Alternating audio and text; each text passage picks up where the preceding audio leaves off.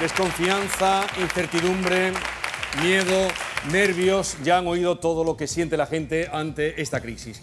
Para responder o darnos algunas claves a esas sensaciones o esas emociones o estados de ánimo, está con nosotros Javier Criado, un psiquiatra de reconocido prestigio, columnista, colaborador, habitual en los medios de comunicación, donde le piden su experiencia y su talento.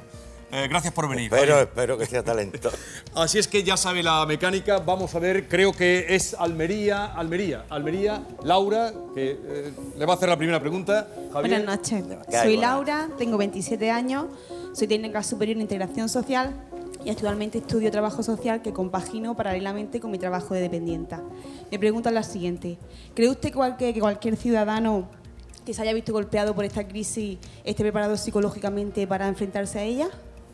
No, mira, primero generalizar es muy difícil, porque cada persona es un mundo.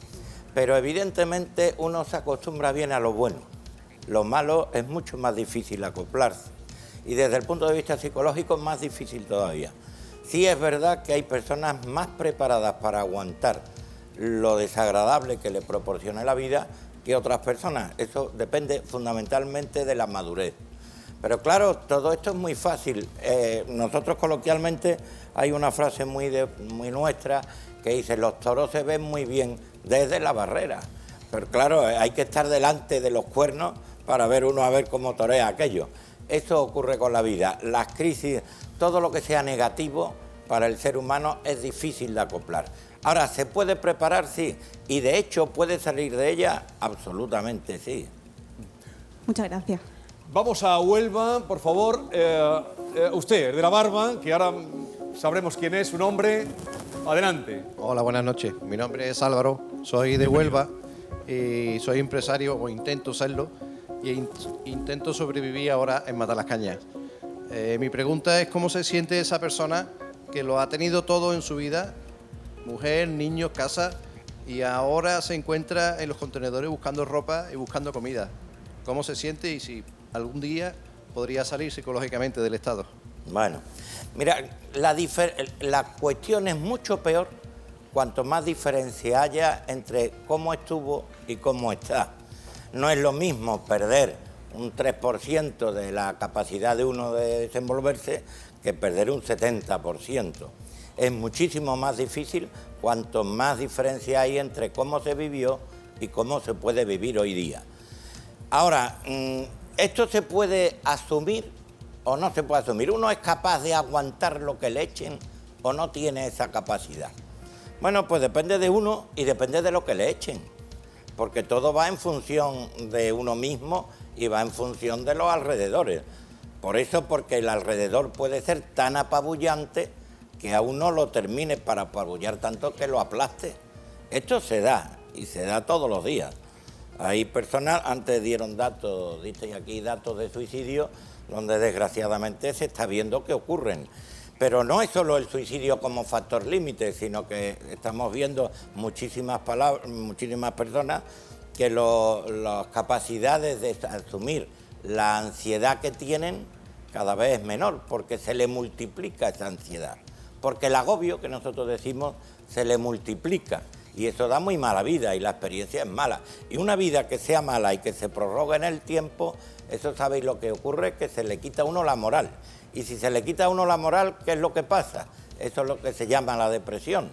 Uno se viene abajo y eso es un campo depresivo que desgraciadamente hoy se sabe, no que se está multiplicando, sino que es la enfermedad que en el primer tercio del siglo XXI se está multiplicando más. No existe ninguna otra patología humana más disparada en cuanto a número de personas que la sufren que la depresión. Muchísimas gracias. Vamos a Málaga. Cristina, adelante. Buenas noches. Buenas noches. Mi pregunta también es dura. La semana pasada, un hombre que iba a ser desahuciado se suicidó en Granada. En Valencia ocurrió otro hecho parecido. Un señor se tiró por el balcón. Me gustaría conocer su opinión como psiquiatra y, en segundo lugar, ¿cree usted que si la crisis se empeora podrían repetirse estos hechos dramáticos? Mira, es terrible. Lo más terrible que hay para un ser humano es que esté tan mal y se encuentre tan mal que los propios instintos de conservación que tiene, que lo tenemos todo el mundo y que son automáticos, cómo tiene que estar uno de mal para que pueda más contra ese instinto, para que ya el vivir no sea el morirte, sino que esa persona dice, yo prefiero estar muerto que vivo porque descanso, que es una manera de sentirse vivo, porque el continuar con la vida como la lleva, para él es una muerte terrible. Entonces prefiere estar muerto como otro tipo de vida. Es tremendo esa mutación que se produce en ese tipo de personas. ¿Por qué ocurre? Pues porque ya se queda apabullado, porque el exterior le resulta tan agresivo y sobre todo él se considera tan impotente de poder superar esa situación que dice prefiero muerto. Pero todos os fijáis mucho y todo el mundo se fija mucho en el suicida como caso límite, pero el problema no es solo ya el que se suicida con la muerte física, sino que hay muchos suicidios lentos. Nosotros vemos todos los días en consulta personas que dejan de comer, que dejan de tener ganas de cualquier cosa que tenga sensitividad en él mismo, cualquier cosa de disfrute, quiere renunciar a vivir. No se atreve a cortar lo que es existencia vital, lo que es la vida biológica, pero tampoco psicológicamente está vivo. Es una muerte en vida porque se aísla, se mete en sí mismo y desprecia todo lo que sea disfrute. Pues de eso se están multiplicando por miles, porque el sujeto lo malo que tiene es cuando piensa que ya no puede con el exterior, cuando pierde la esperanza, cuando pierde la ilusión de conseguir algo. Eso es la desesperanza. Todo el mundo queremos conseguir algo por una ilusión. Si eso se pierde esa esperanza del mañana, entonces tú no puedes apagar y vámonos. Gracias, Cristina. Gracias. Vamos a Jaén. A ver, José Luis tiene ganas de... Adelante, nuestro agricultor de Jaén, que tiene cara de felicidad por lo que está lloviendo. No, pero coge el micrófono, coge... Yo sé que tú tienes un torrente de voz, pero... No pasa nada. Buenas noches. Yo quería preguntar cómo nos afecta psicológicamente para vernos en el directo. ¿Qué? Estate tranquilo y no te Es que preocupes. estoy muy nervioso, no sé lo que me pasa. Bueno, pero ¿qué es lo que quieres preguntar tú? A ver. Yo quería preguntar Con cómo tranquilidad. psicológicamente nos afecta cómo no somos dueños de nuestros astros, de nuestro destino. ¿Cómo no somos dueños de nuestro destino? De nuestro destino. Perdona que estoy nervioso. Vale. Mira, el juego, lo que has dicho es una pregunta muy bonita. Te voy a decir por qué. Porque el juego de la vida al fin y al cabo es como un juego. El juego de la vida es lo que interacciona entre lo que uno puede hacer por uno mismo y entre las circunstancias en las que uno se ve metido. Hay una frase muy famosa, yo soy yo y mis circunstancias, uno es uno y sus circunstancias. Pues está claro que yo tengo que manejarme, sea lo que ocurre a mi alrededor, me tengo que manejar de tal manera, tiene que ser de tal forma mi manejo que logre superarlo, porque no siempre van a venir los tiempos buenos. Hasta en la crisis te hablan los economistas de picos altos, picos bajos. En la antigüedad se hablaba de vacas gordas, vacas flacas. Es decir, el hecho de la subida y la bajada en los aspectos circundantes de la vida siempre se pueden producir. Y la vida siempre pega palos. Uno tiene que estar preparado para manejar ese palo. Ahora, también tiene que mirar al cielo y decir, Dios mío, que esto no sea mayor de lo que yo pueda soportar. Porque también uno tiene, esto es como con una piedra física, yo podré aguantar un bloque de piedra, mayor, hasta que llega una que no lo aguanto, y la que no lo aguanta me aplasta. Esa circunstancia de la piedra que se tenga uno que manejar, eso siempre es posible manejarlo. Por eso cuando un paciente viene a la consulta, a cualquier consulta de cualquier psicólogo, de cualquier psiquiatra, el primer problema que hay que darle es perspectiva y tiempo, porque si el enfermo es capaz de ver las cuestiones con perspectiva, ya empieza a tener capacidad de superarlo, porque eso es partir la piedra y en vez de tener un pedruscón así o una mole de granito así, la estás partiendo en trozos, que eso sí tienen que ser manejables para él. ¿Más tranquilo? No. No. Ya Ahora está. comprendo cómo se deben sentir los que se han sido desahuciados. Que algunos lleguen a suicidarse y otros intenten ir por los usureros de los bancos. José Luis, gracias y tranquilo. Partir la piedra, ya sabes lo que ha dicho Javier Criado. Vamos a Almería, a ver Almería allí. Noelia eres, ¿no? Venga, adelante, Noelia. Hola, buenas noches. Soy Noelia, soy de Madrid. Actualmente resido en Almería. Trabajo para la organización Impulsar a Discapacitados. Soy como directora de Almería. Mi pregunta es, ¿qué 3 pautas nos puede dar para no caer en la depresión debido a la crisis que estamos teniendo? Mira, es primero fundamental potenciar los aspectos afectivos de la persona, los aspectos sentimentales, para que nos enteremos todos. El peor problema que le puede ocurrir a una persona es que los sentimientos que produce se le resientan. Porque esto hasta etimológicamente, un sentimiento que se resiente se le llama resentimiento. El resentimiento es la amargura. Esa amargura, cuando produce, lo que produce es crispación. Y la crispación, cuando se desarrolla, lo que crea es violencia. Si la violencia viene contra uno mismo, deja de comer, deja de disfrutar, deja de lo que sea, o llega a suicidarse. Es una violencia autoimpuesta contra mí mismo. Pero si sale hacia afuera, y también se está viendo hoy en día, muy desgraciadamente, que se están multiplicando los factores de violencia, violencia doméstica, violencia de género, hay miles de facetas que parece que se están multiplicando hoy en día, es porque esa violencia, esa crispación, me está generando una proyección hacia afuera que me provoca eso. Pues el primer cosa que uno tiene que arreglar, sin dudarlo, es los aspectos afectivos, los aspectos sentimentales.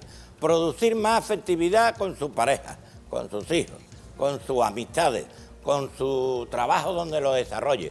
Eso es lo primero que lo destruye. Lo segundo, y también es fundamental, porque en ese esquema tiene que vivir, es no aislarse.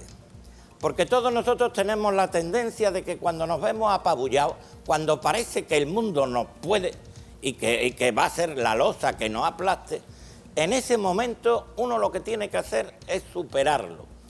Y en ese momento la tendencia lógica, la primaria, es meterse en una cápsula y encerrarse. Yo no quiero ver nada, no quiero oír nada, ni el teléfono siquiera. Te lo dicen muy literariamente. No quiero ni coger el teléfono, no quiero ni ver televisión, no quiero ni nada, no quiero ni que me hablen. Además te lo expresan así. El aislarse hay que combatirlo. Si la primera reacción es que yo me aíslo, para eso tengo que tener la suficientemente cabeza, como aunque sea a través de un esfuerzo enorme, no aislarme y mantenerme en relación con las personas, para que la afectividad que antes te dije que se desarrollara, se pudiera multiplicar. Y la tercera cosa y última es, que tú me has dicho 3 razones, la última, breve. Tener ilusión. Sí. Y si esa ilusión no existe porque uno no la produce, tener la esperanza que con un cambio de actitud se logra y se produce. Atendida, Noelia. Muchas gracias. Vamos a Jaén. Jaén, por favor, manos. A ver, este chico, que has sido tú el primero, adelante, venga. ¿Tu nombre, por favor? Hola, buenas noches. Mi nombre es Juan Antonio Parrilla, soy de Castellar, tengo 23 años, licenciado en Administración y Dirección de Empresas y actualmente estoy dando un posgrado de Economía.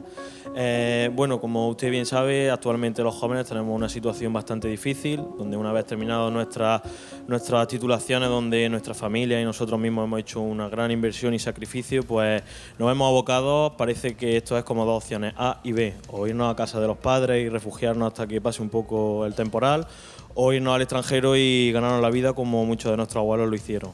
Entonces, ¿en qué grado, desde una perspectiva psicológica, nos afecta esta situación económica a jóvenes, a toda una generación de jóvenes formados y sin futuro? Mira, afecta y desgraciadamente mucho. Te voy a decir por qué. Porque lo que hay que hacer es prepararse para el día de mañana a trabajar. Esa es la actitud lógica de un joven. Sea en el estudio, sea en la capacitación profesionalizada, en lo que quiera. Pero es tiempo de preparación. La preparación necesita esfuerzo. Una preparación que no venga con un esfuerzo previo no da resultado. No se prepara bien el individuo. Luego, el día de mañana va a ser un profesional mediocre o malo, lo cual es terrible para una sociedad, sobre todo si esto ocurre en muchas personas. Pero para uno estudiar necesita un aliciente. El aliciente mayor que tiene el hecho de aprobar no es el aprobado en sí, sino en lo que le va a servir para lo que le va a servir este aprobado. Es decir, para el campo profesional que mañana pueda desarrollar. El chaval que estudia medicina, o el que estudia derecho, o el que estudia paramecánica, el que estudia cualquier tipo de actividad, lo hace con la ilusión y la esperanza de un mañana realizado en esta profesión. Claro, cuando esto se corta es terrible, porque el estudiante deja de estudiar. El esforzante se deja de esforzar, por decirlo de otra manera más coloquial. Entonces, ¿qué ocurre? Que los rendimientos se vienen abajo. Si los rendimientos se vienen abajo, esto es la pescadilla que se muerde la cola. La pescadilla que se muerde la cola es terrible, porque entonces no solo no salimos de la situación en la que estamos, sino que el hoy lo vamos a proyectar a mañana en peor. Y no va a ser un mañana mejor, que es lo que necesitamos todos y lo que tenemos que procurar, sino que el mañana, desde el punto de vista psicológico, va a hacer enrollarse la pescadilla, una pescadilla cada vez más sobada, cada vez más delgada, cada vez más escuchimizada, que es la palabra que nosotros empleamos, y por lo tanto un futuro peor. Sí. Lo primero que tiene que hacer el estudiante es tener la actitud del convencimiento de que si el esfuerzo es máximo hoy, mañana, sean cuales sean las condiciones que existan, él encontrará salida. De la otra manera, se hunde. Gracias, Javier. Javier es nuestro psiquiatra, y también a Juan Antonio. Córdoba, por favor. A ver, ahí está. Maribel, ¿eres tú? Adelante, Maribel. Hola, buenas noches. Soy Maribel, vengo de Córdoba, tengo 5 hijos, 53 años, 4 nietos, que son 4 soles. Y mi pregunta va precisamente, preocupación por los nietos, porque son los pequeños. A ver, ¿cree usted que con 13 años tiene una niña capacidad, o sea, madurez y responsabilidad como para tener relaciones sexuales? Bueno, mira, también en este tema, como cualquier otro, generalizar es muy difícil. Pero sí te puedo decir una cosa con muchísima claridad. Lo que yo conozco, de la sociedad que yo conozco y que he estudiado, el 99,9% no tienen esa capacidad. Yo no digo que no haya alguien que sea tan precoz desde el punto de vista de madurez psicológica, que es de lo que aquí tenemos que hablar, porque en una entrega absoluta de una persona tiene que tener libertad. Ese concepto de la libertad personal tiene que tener una madurez. En la sociedad que yo conozco y que he estudiado, evidentemente no se nos prepara para esa edad tener esa madurez. Luego, lo lógico, y por lógico estoy hablando de lo frecuente, más que frecuente, lo muy frecuente es que con esa edad no se tiene esa madurez. Y las leyes, en mi opinión, esto ya es una opinión personal, no científica, pero mi opinión personal es que las leyes deben de hacerse para los colectivos, aunque todos sepamos que hay excepciones que pueden confirmar una regla, pero las excepciones habrá que estudiarla aparte. La ley tiene que hacerse para la generalidad. De ese tema vamos a hablar ahora con Borja Mapelli dentro de un momento, pero antes veamos qué dicen las redes sociales y 3 preguntas para Javier Criado. Adelante, Mar. Mucho se está hablando en las redes sociales sobre este último tema. Traigo 3 preguntas para el señor Criado de nuestros internautas. Por ejemplo, a causa de la crisis, ¿ha aumentado la asistencia al psicólogo de jóvenes con estudios y sin trabajo? Sí, significativamente. También influye en que el nivel cultural, afortunadamente, gracias a Dios, hoy es mucho mejor que antes. Entonces la gente ya no huye, no toman esto como decir, esto es para los locos, esto es para los tontos. Entonces se acude más. Y evidentemente con un tiempo donde el desequilibrio es más frecuente, porque la inseguridad es mucho mayor, acuden en muchas más medidas. Uno de nuestros usuarios quiere preguntarle si cree que los españoles, con su idiosincrasia, podrían provocar una revolución en la época actual. Pues mira, desgraciadamente no creo que los españoles, cualquier sociedad en crisis, desde algún punto de vista se puede llamar prerrevolucionaria. porque las revoluciones se producen cuando se aparece la desesperación. La desesperación individual siempre existe en la historia de la humanidad. Esto es la enfermedad y esto, bueno, cualquier psiquiatra, cualquier psicólogo lo conoce bien. Pero cuando esto se va colectivizando, es decir, cuando va incrementándose el número de personas desesperadas, está claro que esos son lo que se llaman situaciones prerrevolucionarias. Lo que ocurre es que también hay sociedades que tienen mayor número de mecanismos amortiguadores para que esto no se produzca, pero nadie sabe, todo el mundo sabe cómo empiezan las cosas, todo el mundo sabe cómo empiezan las crispaciones, todo el mundo conoce cómo comienzan las agresividades, pero nadie conoce cómo terminan. Y uno de los posibles caminos de terminación, Dios quiera que no, porque entonces puede terminar en una farfolla con mucha gente que se llevan por delante, y esto es siempre negativo, pero puede ser una situación claramente prerrevolucionaria.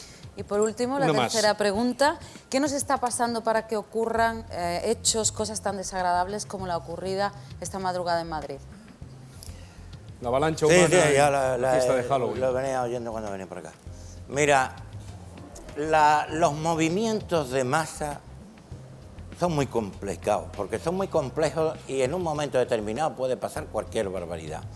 Lo que pasa es que en la sociedad en la que vivimos, cada vez el individuo se hace masa. Pero además no solo se le maneja como masa, que es un pecado terrible que se tiene por parte de quienes llevan a las personas, sino que además la persona parece que le está gustando cada vez más adocenarse, lo cual es terrible en un mecanismo cultural. Cuando la masa se mueve, es muy difícil que ese movimiento esté siempre controlado, porque son tantos elementos los que ahí se producen, que si aparece uno atípico, puede explotar todo. Aquí ha sido una bengala, es lo que yo he tenido entendido. Sí, pero... Claro, una bengala donde todo el mundo está empujando y donde uno cuando se cae, se le cae otro encima a otro. Estas son situaciones terribles y desgraciadamente, por culpa de estas masificaciones tan tremendas, cada vez existirán más. Vamos a seguir hablando de esos temas. Gracias, Mar.